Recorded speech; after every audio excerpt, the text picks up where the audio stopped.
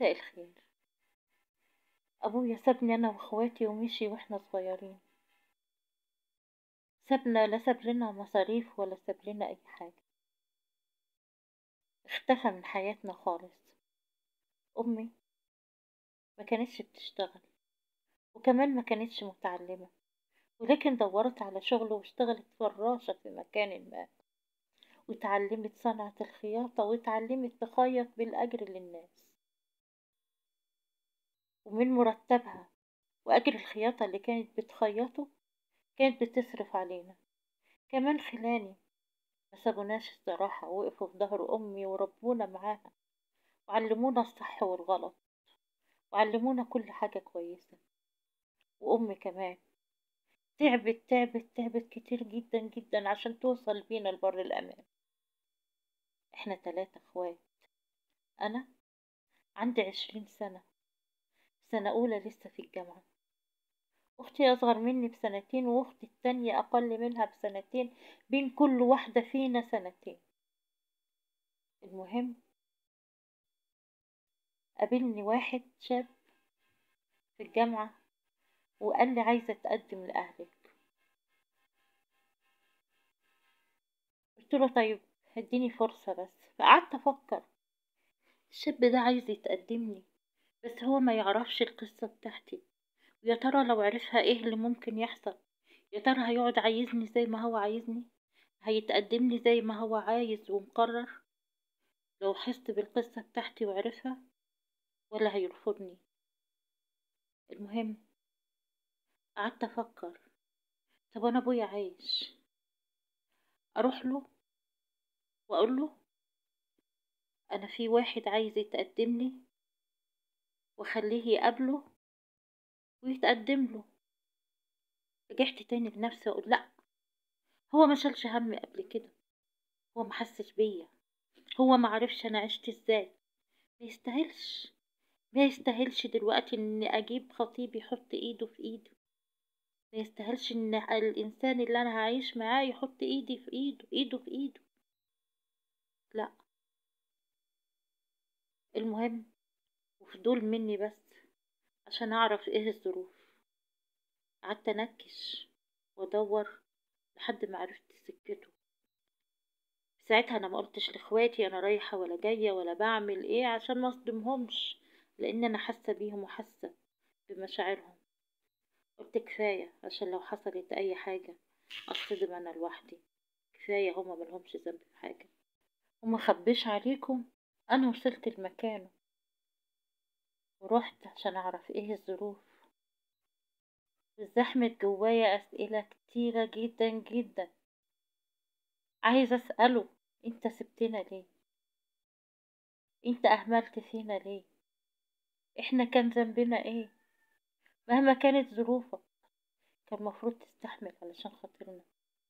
لكن ما لقيتش عنده أي إجابة لأي سؤال، ما لقيتش عنده غير كلمة واحدة بس: معلش يا بنتي. كنت بسمعها كانت بتقطعني، كان نفسي ألاقي سبب، ولكن ما قدمليش أي سبب. عرفت إن هو متجوز ومعاه ولدين صغيرين. لقيت العيال بيلفوا حواليه ويلعبوا معاه وهو بيلعب معاهم وبيتعامل زي أي أب ما بيتعامل مع ولاده. شفت المنظر ذبحني، أثرني، اتلخبطت مشاعر كتيرة جوايا. ابتديت أفتكر، كنت فين يا أبويا؟ كنت فين وأنا صغيرة زيهم؟ كنت فين وأنا محتاجة تمسك ايديا وتوصلني لباب المدرسة؟ كنت فين؟ كنت فين وأنا محتاجة لما أتعب تشيلني في حضنك وتروح توديني لأقرب دكتور عشان أحس بخوفك عليا؟ كنت فين يا أبويا لما كنت أرجع من المدرسة فرحانة ومفروض إن أترمي في حضنك وأقولك بص يا أبويا خدت 10 من 10، ولا المدرس قال لي برافو النهاردة وانت تطبطب عليا وتبوسني؟ كنت فين لما المفروض تشوفني بعيط تمسح لي دموعي بلمسة ايدك. كنت فين لما كنت المفروض اشوفك جاي اجري تفتح لي حضنك وتاخدني جوا حضنك؟ كنت فين؟ ابتدت تترمى جوايا اسئلة كتير بتتحدف بطريقة فظيعة، اسئلة كتيرة لا حصر لها.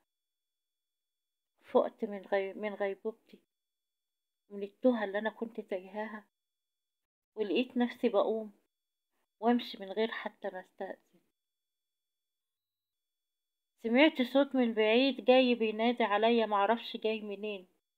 حساه صدى صوت جاي من بعيد لكن مش محددة مكانه. بينادي عليا بيقول يا بنتي تعالي خدي، لكن مش قادرة استجيب، مش قادرة اسمع، مش قادرة اعرف الصوت جاي منين. سبته ومشيت. قلت ما يستحقش، ما يستحقش ان الانسان اللي هيتقدم لي يبقى في حياتي يحط ايده في ايد في ايد ابويا. ما يستحقش ان هو يعيش اللحظة دي. ما يستحقش، ما يستحقش يكون ابويا. هو ما قامش بواجباته وانا صغيرة، فما ينفعش يكمل. طيب، اتبدرت جوايا اسئلة تانية. طب مش هخليه يحط ايده في ايد ابويا؟ يا ترى هيتقدم لمين؟ يا ترى لو راح لخلاني هيعايرني ان هو ما حطش ايده في ايد ابويا؟ ولو راح لامي هيعايرني ان هو خدني من واحدة ست؟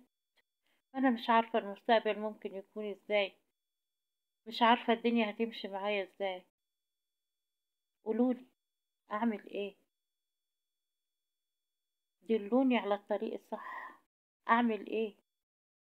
مش قابلة ان هو يحط ايده في ايد ابويا، مش قابلة. دي كانت مشكلة يا جماعة بتاعت واحدة من المتابعين، بعتتها لي وقالت لي أرجوك اعرضي المشكلة دي عندك في القناة، وعايزة أسمع الحلول من المتابعين بتوعك. أرجوكم يا جماعة اللي عنده حل مميز أو حل يكون كويس يبعت بيه لينا، وإن شاء الله المتابعة تقرأ التعليقات بتاعتكم وتكون دليل ليها إن شاء الله في حل المشكلة بتاعتها. اللي عنده مشكلة إن شاء الله يا جماعة يبعت بيها لينا إن شاء الله، وهنقدمها بإذن الله تعالى ونلاقي الحلول بتاعتها.